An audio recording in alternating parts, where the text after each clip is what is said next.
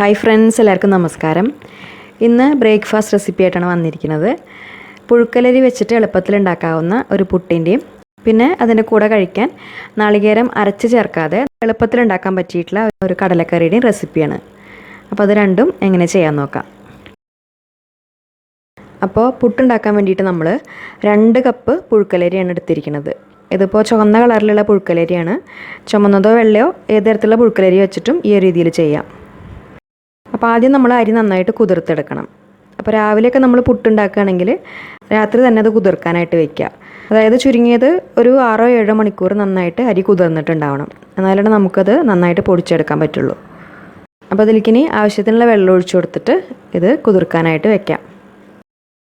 എന്നിട്ട് കുതിർന്നതിന് ശേഷം അരി നന്നായി കഴുകി അതിലെ വെള്ളം കൂറ്റി കളഞ്ഞിട്ട് ഒരു 5 മിനിറ്റ് ആ വെള്ളം ഒന്ന് വാർന്നു പോകാനായിട്ട് വെക്കണം. അരി ഒരുപാട് അങ്ങോട്ട് ഡ്രൈ ആയി പോകാൻ പാടില്ല.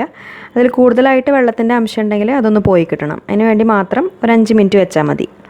അരി ഡ്രൈ ആയി കഴിഞ്ഞാൽ പിന്നെ നമ്മളത് പൊടിച്ചെടുത്താൽ ആ പൊടി നല്ല ഡ്രൈ ആയിട്ടുണ്ടാവും. അപ്പോൾ അങ്ങനെയാകുമ്പോൾ പുട്ട് നമുക്ക് ശരിക്കും ഉണ്ടാക്കിയെടുക്കാൻ പറ്റില്ല. അപ്പോൾ അതുകൊണ്ട് അതിൽ അധികമുള്ള വെള്ളം വാർന്നു പോകാൻ വേണ്ടിയിട്ട് ഒരു 5 മിനിറ്റ് മാത്രം ഇതുപോലെ ഒന്ന് വെച്ചാൽ മതി. എന്നിട്ട് ഇത് മിക്സിയുടെ ആ പൊടിക്കുന്ന ജാറിൽ കുറേശ്ശായിട്ട് ഇട്ട് കൊടുത്തിട്ട് പൊടിച്ചെടുക്കുക. ഒരു 2-3 പ്രാവശ്യമൊക്കെ ആയിട്ട് പൊടിച്ചെടുത്താൽ മതി. പുട്ടുപൊടിയുടെ പരുവം എല്ലാവർക്കും അറിയുന്നതാണല്ലോ. ഒരുപാട് അങ്ങോട്ട് ഫൈനായിട്ട് പൊടിക്കാൻ പാടില്ല.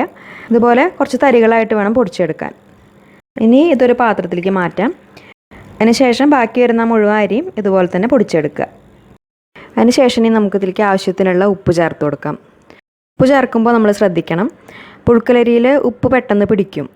അതുകൊണ്ട് കുറച്ച് ചേർത്ത് കൊടുത്തിട്ട് പിന്നെ ആവശ്യമാണെങ്കിൽ വീണ്ടും ചേർത്തിട്ട് മിക്സ് ചെയ്തെടുത്താൽ മതി. ഇനി ഇതിലേക്ക് നമുക്ക് നാളികേരം ചേർത്ത് കൊടുക്കണം.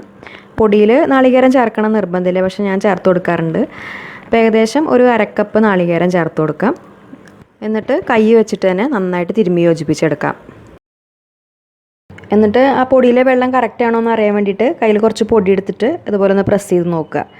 ഇതുപോലെ ഒരു ഷേപ്പിൽ വരുന്നുണ്ടെങ്കിൽ വെള്ളം കറക്റ്റ് ആണെന്നാണ് അർത്ഥം. അതിനുശേഷം നമ്മളിങ്ങനെ പൊടിച്ച് നോക്കുമ്പോൾ പൊടി ഇതുപോലെ പൊടിഞ്ഞു പോവും വേണം. വെള്ളത്തിൻ്റെ അളവ് കുറവാണെങ്കിൽ പൊടി ഇതുപോലെ ഷേപ്പായി കിട്ടില്ല. ഈ പൊടി ഇനി നമ്മൾ വറക്കൊന്നും വേണ്ട, അങ്ങനെ തന്നെ പുട്ടുണ്ടാക്കിയെടുക്കാം.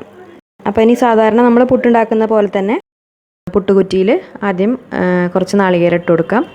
അതിനുശേഷം പൊടി ഇട്ട് കൊടുത്തിട്ട് വീണ്ടും നാളികേരം, വീണ്ടും പൊടി, അങ്ങനെ ഇട്ട് കൊടുത്തിട്ട് കുറ്റി നിറച്ചെടുക്കാം.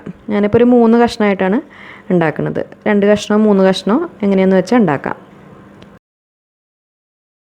അതിനുശേഷം പുട്ടുകുടത്തിൽ നന്നായിട്ട് വെള്ളം തിളച്ച് വരുമ്പോൾ ഈ കുറ്റി വെച്ച് കൊടുത്തിട്ട് നന്നായിട്ട് ആവി കയറ്റിയെടുക്കുക. ആദ്യം ആവി വന്നു കഴിഞ്ഞാൽ പിന്നെ ഫ്ലെയിം ഒന്ന് കുറച്ച് വെച്ചിട്ട് ഒരു 2-3 മിനിറ്റും കൂടി നന്നായിട്ടൊന്ന് ആവി വരാനായിട്ട് വെയിറ്റ് ചെയ്യുക. അപ്പോഴാണ് പുട്ട് നന്നായിട്ട് വേവുക. അതിനുശേഷം നമുക്കത് കുറ്റിയിൽ നിന്ന് എടുക്കാം. ഇപ്പം നല്ല ആവി പറക്കുന്ന സോഫ്റ്റ് പുട്ട് ഇവിടെ റെഡി ആയിട്ടുണ്ട്. അതുപോലെ ഇനി ബാക്കി വരുന്ന പുട്ടും ഉണ്ടാക്കിയെടുക്കുക.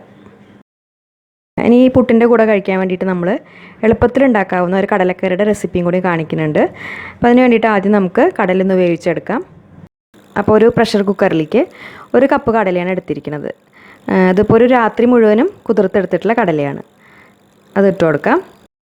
അതിന് ശേഷം ഇതിലേക്ക് ഒരു 1/4 ടീസ്പൂൺ മഞ്ഞൾപ്പൊടി, പിന്നെ ആവശ്യത്തിനുള്ള ഉപ്പ്, പിന്നെ കുറച്ച് കറിവേപ്പിലയും ചേർത്ത് കൊടുക്കാം. അതിന് ശേഷം ഇത് വേവിക്കാൻ ആവശ്യമായിട്ടുള്ള വെള്ളം ഒഴിച്ചു കൊടുക്കണം. അപ്പോൾ ഏകദേശം ഒരു 3 കപ്പിനടുത്ത് വെള്ളം ഒഴിച്ചു കൊടുത്തിട്ട് ഇത് നന്നായിട്ട് വേവിച്ചെടുക്കുക.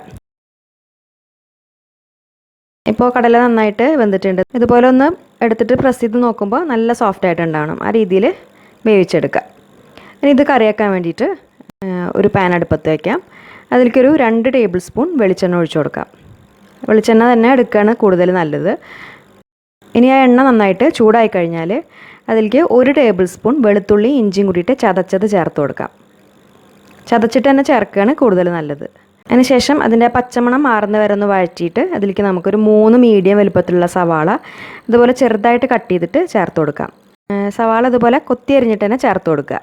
പിന്നെ അതിൻ്റെ കൂടെ തന്നെ 2 പച്ചമുളക് നെടുകെ കീറിയതും കുറച്ച് കറിവേപ്പിലയും ചേർത്ത് കൊടുത്തിട്ട് ആ സവാള നന്നായിട്ട് വഴറ്റിയെടുക്കണം. ഏകദേശം ഒരു ലൈറ്റ് ബ്രൗൺ കളർ ആവുന്നത് വരെ നന്നായിട്ട് വഴറ്റിയെടുക്കുക. സവാള നന്നായിട്ട് വഴന്നു കഴിഞ്ഞാൽ നമുക്കിതിലേക്ക് ആവശ്യത്തിനുള്ള പൊടികൾ ചേർത്ത് കൊടുക്കാം. അപ്പോൾ ഫ്ലെയിം കുറച്ച് വെച്ചതിന് ശേഷം ആദ്യം ഒരു 1/4 ടീസ്പൂൺ മഞ്ഞൾപ്പൊടി, ഒരു 1 മുതൽ 1.5 ടീസ്പൂൺ വരെ മുളക് പൊടി, സാധാരണ എരിവുള്ള മുളക് പൊടി തന്നെയാണ് ചേർത്തിരിക്കുന്നത്. പിന്നെ 1.5 ടേബിൾ സ്പൂൺ മല്ലിപ്പൊടി, 1 ടീസ്പൂൺ ഗരം മസാല, പിന്നെ ഇതിൻ്റെ കൂടെ തന്നെ ഒരു 1/2 ടീസ്പൂൺ പെരിഞ്ജീരകപ്പൊടിയും കൂടി ചേർക്കണം. ആ ഒരു ക്ലിപ്പ് മിസ്സായിട്ടുണ്ട്, അതും കൂടിയും ചേർത്ത് കൊടുക്കുക. എന്നിട്ട് ആ പൊടികളിലെ പച്ചമണം മാറുന്നത് വരെ നന്നായിട്ട് വഴറ്റിയെടുക്കാം. അതിന് ശേഷം ഇനി നമുക്കിതിലേക്ക് തക്കാളി ചേർത്ത് കൊടുക്കണം. അപ്പോൾ ഒരു വലിയ തക്കാളി മിക്സിയിൽ ആദ്യം നന്നായിട്ട് പേസ്റ്റായിട്ട് അരച്ചെടുത്തിട്ടാണ് നമ്മൾ ചേർത്ത് കൊടുക്കുന്നത്. അതുകൂടി ചേർത്ത് കൊടുത്തിട്ട് ആ തക്കാളിയുടെ പച്ചമണം മാറുന്നത് വരെ നന്നായിട്ട് വഴറ്റിയെടുക്കുക. നമ്മളിതുപോലെ അരച്ചിട്ട് ചേർക്കുമ്പോൾ തക്കാളിക്ക് വല്ലാത്തൊരു പച്ചക്കുത്ത് ഉണ്ടാവും. അപ്പോൾ കുറച്ചധികം സമയം എടുത്തിട്ട് ആ തക്കാളിയുടെ പച്ചമണം മാറുന്നത് വരെ നന്നായിട്ട് വഴറ്റിയെടുക്കണം. തക്കാളിയുടെ ആ പച്ചമണം മാറിക്കഴിഞ്ഞാൽ അതിലിങ്ങനെ കുറേശ്ശെ എണ്ണ തെളിയാനായിട്ട് തുടങ്ങും. അതുവരെ നമ്മൾ ഇളക്കി കൊടുക്കുക. അതിന് ശേഷം നമ്മൾ വേവിച്ചെടുത്തിട്ടുള്ള കടല ഇതിലേക്ക് ചേർക്കാം. എന്നിട്ട് ഫ്ലെയിം ഒന്ന് കൂട്ടി വെച്ചിട്ട് നന്നായിട്ട് മിക്സ് ചെയ്തെടുക്കാം. അതിന് ശേഷം ഈ കറി ഒന്ന് ലൂസാക്കി എടുക്കാൻ വേണ്ടിയിട്ട് കുറച്ച് വെള്ളം ചേർത്ത് കൊടുക്കാം. അപ്പോൾ ഒരു 2 കപ്പ് ചൂടുവെള്ളമാണ് ചേർത്ത് കൊടുക്കുന്നത്. നമുക്ക് കറിക്ക് എത്രത്തോളം തിക്നെസ് വേണമെന്ന് വെച്ചാൽ അതിനനുസരിച്ചുള്ള വെള്ളം ചേർക്കുക. എന്നിട്ട് ഇനി ഇതിൽ ഉപ്പ് നോക്കിയിട്ട് ആവശ്യമാണെങ്കിൽ വീണ്ടും ഉപ്പ് ചേർക്കുക. ഇനി ഇത് നന്നായിട്ട് തിളച്ച് വന്നാൽ ഫ്ലെയിം കുറച്ച് വെച്ചിട്ട് അടച്ച് വെച്ചിട്ട് ഒരു 10 മിനിറ്റ് ചെറിയ ഫ്ലെയിമിൽ തിളപ്പിച്ചെടുക്കുക. ആ മസാല കടലയിൽ നന്നായിട്ട് പിടിക്കണം. അപ്പോൾ അതുപോലെ അടച്ച് വെച്ചിട്ട് കുറച്ച് സമയം നന്നായിട്ട് തിളപ്പിച്ചെടുക്കുക. അതിന് ശേഷം തുറന്ന് വെച്ചിട്ട് ചെറിയ ഫ്ലെയിമിൽ തന്നെ ഒരു 5 മിനിറ്റും കൂടി ഒന്ന് തിളപ്പിച്ചെടുക്കാം. ഈ സമയത്ത് നമുക്ക് വേണമെങ്കിൽ ഇതിലെ കുറച്ച് കടലയൊക്കെ ഒന്ന് അതുപോലെ കയ്യിൽ വെച്ചിട്ട് നന്നായിട്ടൊന്ന് ഉടച്ചെടുക്കാം, കറിക്ക് കുറച്ചും കൂടി ഒരു തിക്നെസ് കിട്ടാൻ വേണ്ടിയിട്ട്. 5 മിനിറ്റൊക്കെ കഴിയുമ്പോൾ കറിയുടെ മേലെ ഇതുപോലെ എണ്ണ നന്നായിട്ട് തെളിഞ്ഞ് വരും. അതുവരെ തിളപ്പിച്ചെടുക്കുക. അതിന് ശേഷം നമുക്കിനി ഇതിലേക്ക് കടുകും മുളകൊക്കെ ഒന്ന് വറുത്തിടണം. അപ്പോൾ അതിന് വേണ്ടിയിട്ടൊരു പാത്രത്തിൽ കുറച്ച് വെളിച്ചെണ്ണ ചൂടാക്കി എടുത്തിട്ടുണ്ട്. ഇതിലേക്ക് ആദ്യം 1/2 ടീസ്പൂൺ കടുക് ഇട്ടിട്ട് നന്നായിട്ടൊന്ന് പൊട്ടിച്ചെടുക്കാം. അതിന് ശേഷം ഇതിലേക്ക് കുറച്ച് നാളികേരക്കൊത്താണ് ചേർത്ത് കൊടുക്കുന്നത്. നാളികേരക്കൊത്ത് ഓപ്ഷണലാണ്, കയ്യിലുണ്ടെങ്കിൽ ചേർത്താൽ മതി. പിന്നെ ഒരു 5-6 ചെറിയ ഉള്ളി ഇതുപോലെ വട്ടത്തിൽ അരിഞ്ഞിട്ട് ചേർക്കാം. പിന്നെ അതിൻ്റെ കൂടെ തന്നെ 2 വറ്റൽമുളക് അതുപോലെ ഒന്ന് കഷ്ണങ്ങളാക്കിയിട്ട് ചേർത്ത് കൊടുക്കുക. പിന്നെ കുറച്ച് കറിവേപ്പിലും ചേർത്തിട്ട് ആ ഉള്ളി നാളികേരക്കൊത്തും ഒക്കെ നന്നായിട്ടൊന്ന് മൂപ്പിച്ചെടുക്കുക. അതിന് ശേഷം നമ്മളിത് കറിയിൽ ചേർത്ത് കൊടുക്കാം. എന്നിട്ട് നന്നായിട്ട് മിക്സ് ചെയ്തെടുക്കാം. ഇപ്പം നല്ല ടേസ്റ്റി ആയിട്ടുള്ള കടലക്കറി റെഡി ആയിട്ടുണ്ട്. അപ്പോൾ ഇതിൻ്റെ മുൻപ് നമ്മൾ വേറൊരു കടലക്കറിയുടെ റെസിപ്പി ഇട്ടിട്ടുണ്ട്. അതിൽ വെളുത്തുള്ളി, ഇഞ്ചി, തക്കാളി അതൊന്നും ചേർക്കേണ്ട ആവശ്യമില്ല. അതൊന്നും ഇല്ലാതെ തന്നെ നല്ല ടേസ്റ്റി ആയിട്ടുള്ള ഒരു കടലക്കറിയാണ്. കാണാത്തവരുണ്ടെങ്കിൽ കണ്ടു നോക്കിക്കോളൂ. അപ്പോൾ ഈ ഉണക്കലരി വെച്ചിട്ടുള്ള പുട്ടിൻ്റെയും കടലക്കറിയുടെയും റെസിപ്പി നിങ്ങൾക്ക് ഇഷ്ടപ്പെട്ടു എന്ന് വിചാരിക്കുന്നു. എല്ലാവരും ഉണ്ടാക്കി നോക്കുക, എന്നിട്ട് അഭിപ്രായങ്ങളൊക്കെ അറിയിക്കൂ. പിന്നെ ഈ വീഡിയോ നിങ്ങൾക്ക് ഇഷ്ടപ്പെട്ടാൽ ലൈക്ക് ചെയ്യാനും ഷെയർ ചെയ്യാനും കമൻറ്റ് ചെയ്യാനും മറക്കരുത്. അതുപോലെ നമ്മുടെ ചാനൽ ഇതുവരെ സബ്സ്ക്രൈബ് ചെയ്യാത്തവർ സബ്സ്ക്രൈബ് ചെയ്യാനും മറക്കരുത്. അപ്പോൾ ഇനി നല്ലൊരു റെസിപ്പിയായിട്ട് വീണ്ടും കാണാം. താങ്ക്